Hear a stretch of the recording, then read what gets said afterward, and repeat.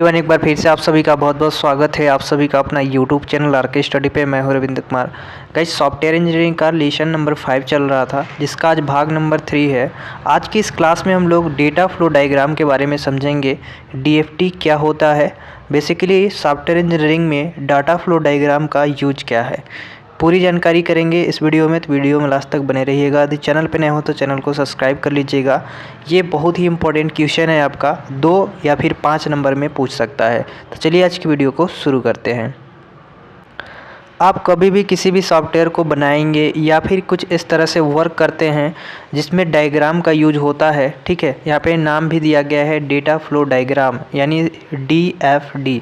साफ साफ पता चल रहा है कि ऐसा कोई चीज़ होगा जिसमें हम लोग डायग्राम का यूज करेंगे। यहाँ पे हम लोग साथ साथ उसका एग्जाम्पल भी देखेंगे कि कौन कौन इसमें हम लोग 4 प्रकार के DFD के अंतर्गत में 4 प्रकार के हम लोग डायग्राम का यूज करते हैं, सिंबल का यूज करते हैं, जो चारों के बारे में जानेंगे। कोई भी डायग्राम जो यहाँ पे आपको फिगर में दिख रहा है, कोई भी डायग्राम बनाने के लिए सिंबल की ज़रूरत होती है, तो वो सिंबल DFD के अंतर्गत में पाए जाते हैं, ठीक है।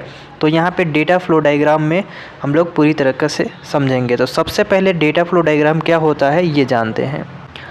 अब यहाँ पे ध्यान में रखिएगा कि डेटा फ्लो डायग्राम यानी DFD करके शॉर्टकट में आपको पूछ सकता है यदि डेटा फ्लो डायग्राम नहीं लिखा तो। यहाँ पे समझिएगा कि डेटा फ्लो डायग्राम जो है हमारे इंफॉर्मेशन सिस्टम से गुजरने वाले डेटा के फ्लो का एक ग्राफिकल प्रस्तुत होता है, जिसमें ये पता चलता है कि जो हमारा डेटा है वो कहाँ से आ रहा है और कहाँ से जा रहा है। यानी कह सकते हैं, इससे साफ साफ पता चल रहा है कि डेटा फ्लो डायग्राम में डेटा जो है हमारा कहाँ से आ रहा है और कहाँ से जा रहा है या नहीं जा रहा है। ये सारी चीज़ें जो है डेटा फ्लो डायग्राम के अंतर्गत में हम लोग को पता चलता है, ठीक है। तो आप लोग यहाँ से एक चीज़ें कंफर्म कर लेंगे कि डेटा फ्लो डायग्राम में हमारे जो भी इंफॉर्मेशन होते हैं सिस्टम में, इंफॉर्मेशन सिस्टम से गुजरने वाले जो भी डेटा फ्लो होंगे वो ग्राफिक मने कह सकते हैं कि एक चित्र के माध्यम से, ग्राफिकल मने कह सकते हैं यहाँ पे एक डायग्राम या सिंबल के माध्यम से होकर जाता है, ठीक है। तो इसी का प्रस्तुतिकरण किधर से डेटा मेरा आ रहा है और किधर से डेटा जा रहा है, ये सारी जो हम लोग परिकल्पना यहाँ पे करेंगे, वो सारी चीज़ें हमारे डेटा फ्लो डायग्राम के अंतर्गत में आएंगे।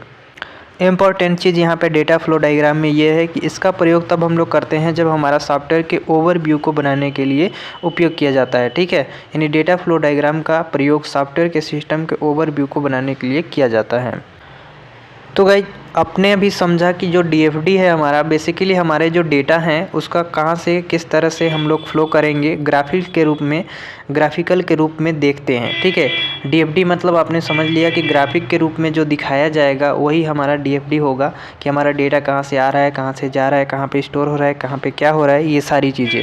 अब यहाँ पे DFD के 2 प्रकार हम पढ़ेंगे। DFD के 2 प्रकार कौन कौन से हैं? पहला आपका क्या है, लॉजिकल, ठीक है। पहले हमने नोट कराया है, यदि आपने फर्स्ट वीडियो देखा होगा तो उसमें ही हमने आप सभी को नोट कराया था कि DFD जो है ये बहुत ही इम्पोर्टेंट है। तो यहाँ पे DFD जो है एक लॉजिकल DFD होता है, दूसरा हमारा क्या होता है, फिजिकल DFD होता है। अब लॉजिकल DFD में क्या होता है और फिजिकल DFD में क्या होता है, ये दोनों को डिफरेंट समझ लेते हैं। लॉजिकल कहने का मतलब है, लॉजिकल DFD जो होता है, लॉजिकल डेटा फ्लो डायग्राम जो होता है, कोई भी बिजनेस एक्टिविटी पर केंद्रित रहता है। यानी कह सकते हैं हमारा जो भी बिजनेस एक्टिविटी होती हैं उस पे ये सेंट्राइज किया जाता है, अर्थात हम सिस्टम में डेटा के फ्लो तथा सिस्टम के प्रोसेस पर केंद्रित कर सकते हैं। यानी डेटा के जो भी जिस हिसाब से फ्लो हो रहे हैं तथा उसके सिस्टम का जो प्रोसेस है उस पर हम लोग सेंट्राइज कर सकते हैं। यानी कहने का मतलब है कि लॉजिकल DFD जो होता है वो बिजनेस एक्टिविटी पर केंद्रित रहता है।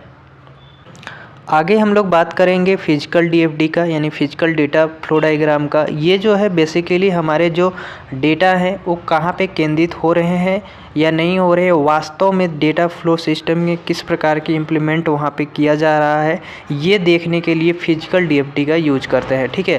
तो आपने यहाँ पे समझ लिया है कि जो लॉजिकल है वो बेसिकली हमने बताया कि बिजनेस जो होते हैं वहाँ पे सेंट्राइज किया जाता है, लेकिन अगर हम लोग फिजिकल की बात करें तो फिजिकल जो है यह निर्धारित करता है कि हमारा जो सेंट्राइज है वास्तव में डेटा फ्लो सिस्टम में किस प्रकार से इम्प्लीमेंट हो रहा है या किसी प्रकार से हो रहा है या नहीं हो रहा है, ये चेक करता है। डेटा फ्लो डायग्राम का सबसे पहला प्रयोग की बात करें हम तो 1970 के दशक में किया गया था।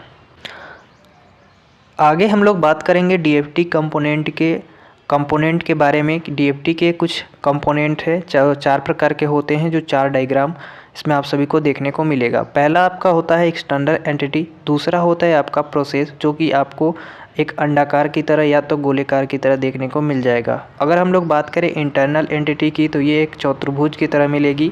अगला जो है आपका डेटा स्टोर, जहाँ पे आपको एक लीनियर रूप में देखने को मिल जाएगा, 2 लाइनें खींची रहेंगी जो लीनियर के रूप में आपको देखने को मिल जाता है। एक लास्ट जो है आपका डेटा फ्लो, डेटा फ्लो किस तरह से डेटा आ रही है और किस तरह से जा रही है, इसके लिए आपको एक एरो की तरह यहाँ पे देखने को मिल जाएगी। तो यहाँ पे आप लोग डीएफडी के यानी डेटा फ्लो डायग्राम के 4 कंपोनेंट याद रखिएगा। पहला जो है हमारा एंटिटी, दूसरा प्रोसेस, तीसरा आपका डेटा स्टोर, चौथा जो है डेटा फ्लो। तो यहाँ पे 2-3 चीज़ें आपने कंफर्म कर लिया होगा। पहला तो कि डीएफडी होता क्या है बेसिकली, और उसके टाइप्स, यानी डीएफडी के 2 टाइप्स हमने बताए, पहला तो फिजिकल और दूसरा हमने बताया लॉजिकल। अब यहाँ पे उसके कंपोनेंट्स 4 हैं जिनके बारे में हमने बात किया। एंटिटी जो है वो कुछ चतुर्भुज की तरह बनेगा, और जो हमारा डेटा स्टोर है, ठीक है, ये कुछ आपको लीनियर के रूप में आपको देखने को मिलेगा। अगर प्रोसेस की बात करें तो ये आपको अंडाकार जैसे मिलेगा, और डेटा फ्लो की बात करें तो आपको कुछ इस तरह से एरो देखने को मिल जाएगा। ठीक है, तो ये चारों याद रखेंगे, बहुत ही इम्पोर्टेंट है। हमारे पास जो 4 डीएफडी हैं, चारों डीएफडी के कंपोनेंट का अलग अलग कार्य है जिनके बारे में हम लोग समझते हैं। एंटिटी का क्या, सबसे पहले हमारा एंटिटी के बारे में समझते हैं। एंटिटी जो है बेसिकली हमारे डेटा के सोर्स तथा जो डेस्टिनेशन होता है, यानी हमारा कहीं पे एक सोर्स होगा और जहाँ तक हमारे डेटा को पहुँचाना है। अब साफ यहाँ पे समझेंगे सभी लोग कि एक हमारे पास सिस्टम है और एक मेरे दोस्त के पास सिस्टम है, जो हम जहाँ हैं वहाँ से कुछ दूर है। यानी हम जहाँ से डेटा को भेज रहे हैं वो हमारा सोर्स हो जाता है, और जहाँ पे डेटा को भेजा जा रहा है वो हमारा डेस्टिनेशन हो जाता है। तो इन दोनों का जो रिलेशन होता है वही हमारा एंटिटी कहलाता है। तो आपने यहाँ पे एंटिटी के बारे में समझ लिया होगा कि एंटिटी क्या होता है। एंटिटी बेसिकली यहाँ पे बात करें तो आयत के द्वारा प्रदर्शित किया जाता है, जो हम आप सभी को यहाँ पे दिखाए कि इसकी आमने सामने की भुजा समान होती है, जो कि यह है, आप देख सकते हैं कि आयतकार जैसा दिखाई देता है। तो यहाँ पे आपने एंटिटी समझ लिया होगा कि एंटिटी जो है बेसिकली हमारे जो सोर्स हैं, जहाँ से हम लोग डेटा को भेजेंगे और जहाँ पे जाएगा, ठीक है, वहाँ तक की दूरी या जो रिलेशनशिप होती है वही हमारा एंटिटी कहलाती है। अब यहाँ आगे हम लोग बात करेंगे डेटा स्टोरेज की। तो आप सभी को पता है कि डेटा स्टोरेज का मतलब है कि हमारा कोई भी सोर्स या तो फिर कोई डेस्टिनेशन की ज़रूरत नहीं होती, क्योंकि हमें इस डेटा को स्टोर करना है, कहीं भेजना नहीं है। अगर डेटा को स्टोर करना है तो सिंपल सी बात है कि ऐसी जगह होगी जहाँ पे डेटा स्टोर होता होगा, और इसे एक ऐसे आयत से प्रदर्शित किया जाता है जिसकी एक साइड नहीं होती है या दोनों साइड नहीं होती है। यानी कह सकते हैं कि डेटा स्टोरेज करने के लिए हमें मान लीजिए एक सिस्टम में डेटा को अपना स्टोर करना है, तो हम तो किसी को भेजे नहीं, ठीक है, तो इसमें हम लोग किसी को यहाँ पे क्या कहेंगे कि किसी जहाँ हम लोग को डेटा को स्टोर करना है, किसी पे पास स्टोर करना है तो वहीं रहेगा, ठीक है, इसको भेजना नहीं है। तो ये आप डेटा स्टोरेज क्या होता है आपने समझ लिया होगा। जहाँ पे आप हैं वहीं पे जो कार्य करता है, जो यूज़र है, वहीं पे डेटा को स्टोर करेगा। आगे हम लोग बात करेंगे प्रोसेस की। जो तीसरा स्टेप है आपका कंपोनेंट है डीएफडी का। प्रोसेस का कहने का मतलब क्या होता है कि यदि अगर हम कोई सिस्टम पे वर्क कर रहे हैं, कोई कार्य कर रहे हैं, तो उस समय का जो स्थिति होती है वही हमारा प्रोसेस कहलाता है। यानी सिस्टम के द्वारा किया गया कार्य हमारा क्या कहलाएगा, प्रोसेस कहलाता है। और ये सर्कल यानी वृत्त या राउंड की तरह दिखता है या होता है या प्रदर्शित किया जाता है कुछ इस तरह से, ठीक है। यानी हम बोले कि अंडाकार की तरह भी प्रदर्शित कर सकते हैं। तो प्रोसेस क्या होता है आपने समझ लिया होगा। जहाँ पे जो भी हमारा सिस्टम है अगर कार्य कर रहे हैं उस पर प्रोसेस कार्य कर रहे हैं तो वही हमारा क्या हो जाएगा, प्रोसेस कहलाता है। आगे हम लोग बात करेंगे डेटा फ्लो की। तो डेटा फ्लो की अगर बात करें तो ये एरो की तरह प्रदर्शित होता है, लेकिन यहाँ पे इम्पोर्टेंट चीज़ ये है कि यह डेटा को मोशन यानी गति के द्वारा दिखाया जाता है। अब क्यों गति के द्वारा दिखाया जाता है, समझिए, डेटा फ्लो हो रहा है, तो डेटा फ्लो जब होता है तो डेटा कभी कम हो सकता है, कभी ज़्यादा हो सकता है, ठीक है, कभी कम हो सकता है, कभी ज़्यादा हो सकता है। इसलिए इसको एरो की तरह यहाँ पे यानी मोशन गति को दिखाता है या मोशन गति को बताता है। डेटा फ्लो क्या करता है, मोशन गति को बताता है या दिखाता है, ठीक है। इसलिए हम लोग इसको एरो द्वारा प्रदर्शित करते हैं, क्योंकि हमारे डेटा जो है वो कम हो सकता है, ज़्यादा भी हो सकता है, ठीक है, इसलिए, ठीक है। तो आपने यहाँ पे जितने भी कंपोनेंट थे सारे कंपोनेंट के बारे में समझ लिया होगा। तो गाइज यहाँ पे आपने डेटा फ्लो डायग्राम क्या होता है आपने समझ लिया होगा।